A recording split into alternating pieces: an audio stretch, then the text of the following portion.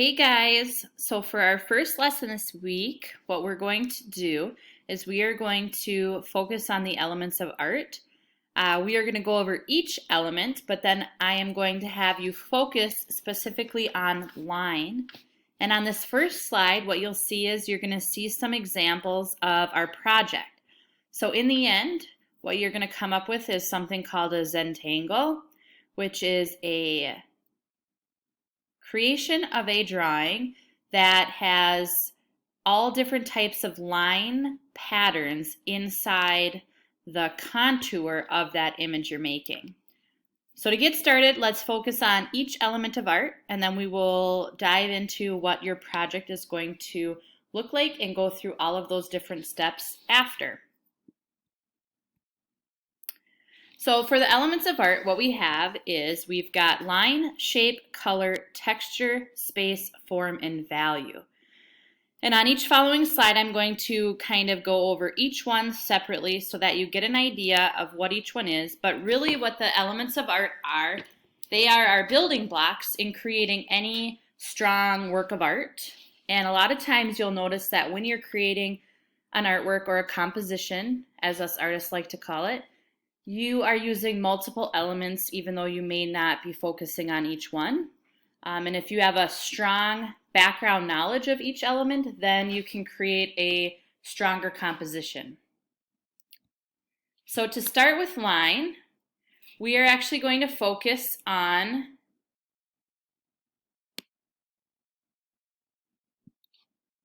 how a line makes marks on a surface. So with a line, it is a moving dot. We start at one point, we end at a separate location. You can see on my example here, I have different types of lines. You can have straight, curvy, zigzag, horizontal, thin, thick, broken, dotted. And lines can show movement and motion and energy. So depending on what you're creating, you might be able to break up different parts of your animal or your insect to show different parts of the anatomy. Shape then, we have two different types of shape.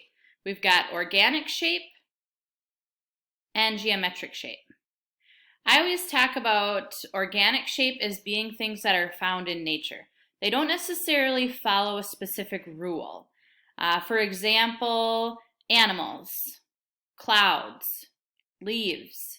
We've got tons of different types of leaves, and they all have a name, and they all fit under the category leaf, but they're all created in a different way.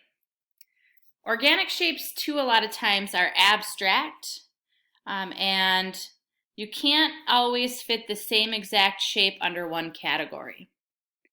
And then we have something called geometric shapes, and these are very much measurable. They follow a rule.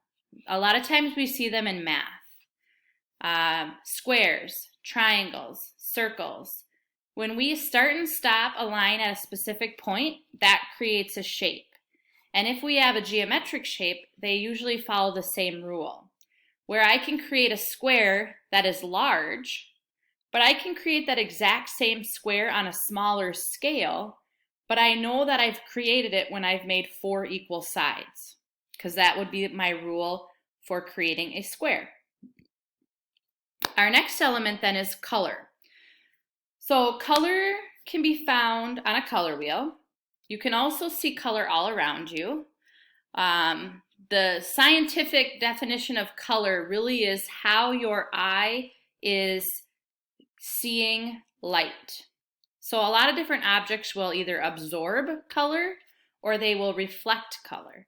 And then what happens is that light wave that's coming, when it hits an object and it bounces off or comes back off that object, once it hits your eye, that's the color you're seeing. And a lot of times in art we call color hue. What hue are you using? It's just more of a fancy term for the word color. But with color in color theory, our color goes in a specific order, and we have primary colors, secondary colors, intermediate colors, and each one of those helps make up the wheel itself. Our next element of art is value. And value is when I create a different type of shading or way to color an object going from light to dark. And what value does for us a lot of times is it helps us create a drawing that is more three-dimensional and more realistic. It helps us, if we use value and we shift our contrasting colors, we don't necessarily have to outline objects. We can have them stand on their own if we put a dark object next to a light object. There are different ways to also show value. You can do it by shading. You can do it by hatching, cross-hatching, or stippling. Many of you are probably familiar with shading, and when you blend your pencil lead or your oil pastel or your colored pencil in a smooth way with either your finger or a blending stump, and you create kind of this gradual gradation of colors.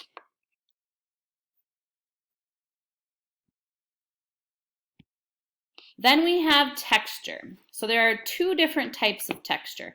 We've got real texture, something you can actually touch, you can feel it. It's either prickly, smooth, slimy, or we have simulated texture, and that is where you can't touch it, but your goal is to create the illusion that the texture is there.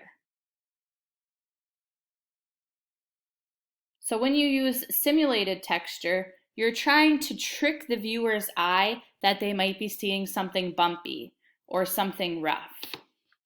So on the next screen, you'll be able to see a few examples of simulated texture.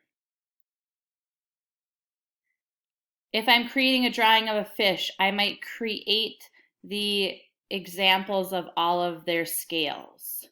Or if I'm drawing a picture of an animal, I may want to have their fur showing.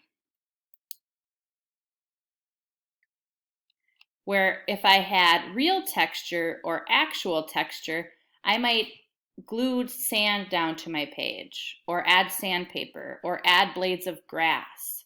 I'm using other materials to kind of collage together to make a texture surface.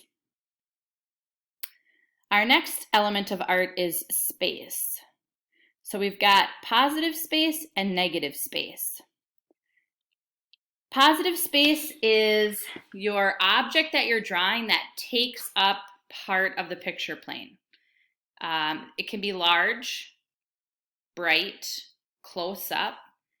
If it's close to us, it's going to have more detail. It's going to be the largest. It's going to be like an HD, for example. Then we have negative space. And negative space is all of the shapes and the areas that are created when you've drawn your design, and it's the spaces that are left over. Negative space also is just spaces that you create out of nothing. Negative space is smaller sometimes, dull, and far away. And then we have form. Form is when you're taking an object and you're creating a three-dimensional object. So if I had a square, now I've actually created a cube. So a square would be a shape. Cube then is a form. It has height, width, and depth. So a lot of times when you're creating form in an image, you are creating a sculpture, or you're using a lot of value to make it look realistic and make it look like it takes on three-dimensional pieces. So this week, what we're going to do is we are actually going to focus on line. I have a brief video that you're going to watch about line and all of the different types of lines and ways that you can create line. And then we are going to focus on creating a artwork, or so a creature insect, animal. And then once you've created the contour design of that, you are going to create details inside only using line. So you can see in the squirrel here, I'm able to see all the different parts of the squirrel's body by the way I've changed the line thickness. Sometimes I'll call that line weight. Or the way that I change the direction of the line, or even how close it is to each other or far away it is. You can also see in the fox here, the fox has different areas that are broken up into different sections, creating more of a pattern, but they also still create a lot of different sections of the ears and face of your fox by the way they change their line weight. And then here are a few more examples. So the next part that we're going to do is you're actually going to watch a video online, and then we're going to come up with a rough draft design of either an insect or an animal for your project. More details and steps will be available in Schoology.